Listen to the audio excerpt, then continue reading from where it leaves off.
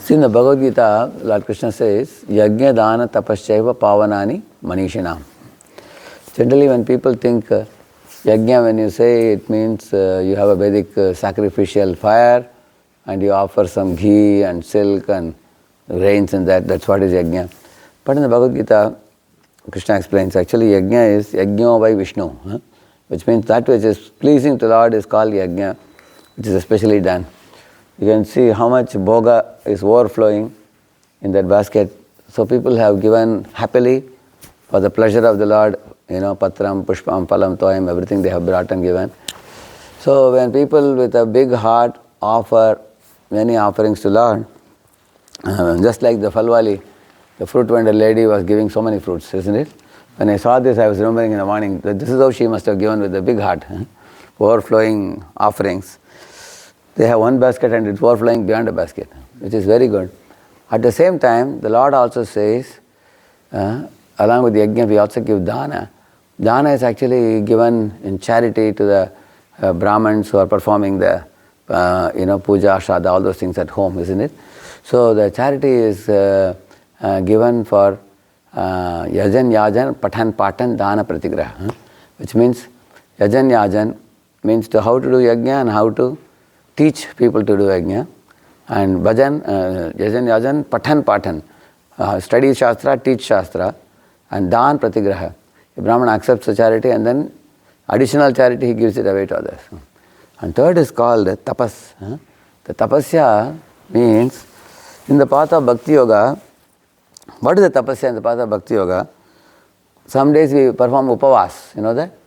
On Ekadashi days from grains, on festival days till fasting till noon or fasting till dusk, or on Janmashtami day fasting till midnight, isn't it? That is a tapasya. Another tapasya is to sleep early and rise early in the morning and come to the temple hall. Now there are many people willing to give, yajna for offerings to the Lord. People are ready to give dan also for Bhagavatam sponsorship. And one of the reasons for this is, it may not be very difficult or it may not pinch them to buy some fruit and give like this. Giving fruit may be very easy. And it may not be very difficult for people to sponsor 2 or 4 Bhagavatam sets also, especially in a country where you get abundant wealth. But what may be difficult for most people is the tapas, where it makes a pinch for you that you have to wake up early in the morning in a cold, freezing winter and you come to the temple of the Lord. So when we do Yajnadana Tapa, we should not do what comes very easily. We should do what comes very difficult. And that is a sign of love for the Lord. For example, one of the brahmachari dharma is, he goes to the homes of grihasthas and accepts prasadam. That's one of the dharma. If brahmachari says, every day I will go to different homes and eat prasad and grow a big belly, that is not a very big austerity, isn't it? Prabhupada says, although it is duty of grihasthas to invite brahmacharis for prasad, it is not the duty of brahmacharis to every day accept prasad like that. Then it will become a vishayi, sense gratifier. Although sometimes brahmacharis may go for accepting prasad. So one should know the tapasya means there has to be some voluntary acceptance of pain for the pleasure of the Lord. Therefore, one of our goals is in this Baltimore temple someday to fill up this temple hall in the morning so much that some people should be standing outside the door. We want to see a day where so many grihasthas, so many boys, so many brahmacharis will be flooding this temple. There should be no place. There will be gardi hona chahiye. There should be so much gardi. Hey, go inside, there is no place outside, it's very cold.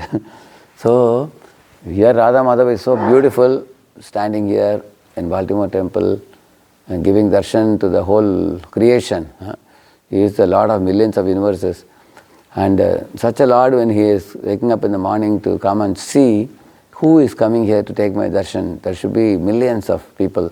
Of course, there are millions of demigods assembling here. We can't see them with our naked eyes. But in any place where the Lord is worshipped with great love, great welcome, great pomp, with music and instruments and glorification of the holy name, there Lord is instantly present. So in one of the prayers in the 5th canto of Srimad Bhagavatam, the Devatas are saying, Na yatra vaikuntha katha sudhapaga, na sadavo bhagavatasthadashraya, na yatra yajnesha makha mahotsava, Suresha lokopi navai sasevyatam kim dushkarairna kratavistapavratain dhanadivirvadvijayena falgunam na yatra narayana pada pankaja smriti pramushta atishayandriyotsavat. They are saying, oh my dear Supreme Lord, in the heavenly planets, we are not eager to reside anymore. We want to leave the heavenly planets and go to the earth. Why? Whichever place where the Vaikuntapati or Supreme Lord is not glorified by choice poetry, where he is not celebrated, Utsavams are not celebrated for his pleasure, where Yajna is not performed for his pleasure, where the hearing and chanting of the Srimad Bhagavatam, Bhagavad Gita doesn't happen, where his holy names are not sung, where the bhaktas don't congregate together, coming together, putting up festivals. So, such a place we don't want to reside in the heaven. And somebody may ask, heavenly people are all pious people, why they are not doing it? They are saying, Smriti Pramushta Atishaya Indriya Utsavat. They are saying, our Smriti has become, our remembrance of Lord has become spoiled because of excessive sense gratification. He says, so when there is too much money, when there is too much Janma, Aishwarya, Shruta, Shribir, high birth, beauty, opulence, wealth, fame, all these things are there with a person, then Smriti Pramushta Atishaya Indriya Utsava, they are saying. So, na yatra Narayana pada pankaja, we are not able to remember the lotus feet of Lord Narayana in heaven. Please help us to go to earth where people are now in this Kali Yuga chanting the holy name, dancing to the holy name and reading the Bhagavatam and celebrating festivals for the Lord. So, Devatas aspire to come to earth in this particular Yuga. So, that means we can understand we are getting what even Devatas are hankering for. And that is awarded to us by our Acharya Srila Prabhupada, through his books, through his movement, through his teachings. Only thing is, Prabhupada has given the books, lectures, sanstha and facility, everything is ready made on a plate. We have to just accept it, that's all.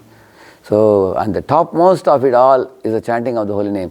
If chanting is done attentively, helplessly, inoffensively, the chanting will arise the greed for more and more chanting, more and more glorification of the Lord. You will find anybody who is a sincere chanter will never chase after the mirage of illusion in this world. He will never just chase after the money, chase after women, chase after fame and name in this world, because these all are like Mrigatrishna, they will vanish in the oblivion.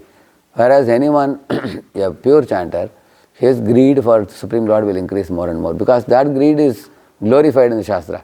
Mundane greed is criticized. So the ISKCON Sanstha was started by Srila Prabhupada in order to instill that transcendental greed in the heart of all the living entities. And that greed, irrespective of your age, you become 70, you become 80, you become 100, that greed will go on increasing. Because the soul feels transcendently mad in the Supreme Lord's presence and Supreme Lord's glorification. And it is endless. Bhakti is that's why called as Susukam Kartum Avyayam. It's imperishable path, it is joyfully performed, and there is no, it's called as endless love. That endless love, when one experiences, one has no more worry, no more miseries in this world. But unfortunately, although this knowledge is there in Prabhupada's books, in order for this knowledge to be instilled in the hearts of the jivas, there is a great preaching that is required. Prabhupada's great Acharya rang the bell and started the movement and got it floating, spreading all over the world. He has done his part, so we have to do our part by preaching and bringing people to his lotus feet and making this movement benefit as many people as possible. America is a country where people live in affluence, of good facility of home and accommodations and broad roads and tall towers and decent jobs paying good amounts. Materially it's affluent, but you have to make it spiritually affluent. Like Prabhupada did in his times. During the brief period of 12 years, he did a magic. So we have to re-bring that magic again by our faithful adherence to his good instructions. Shri Prabhupada ki, Harinam Prabhu ki.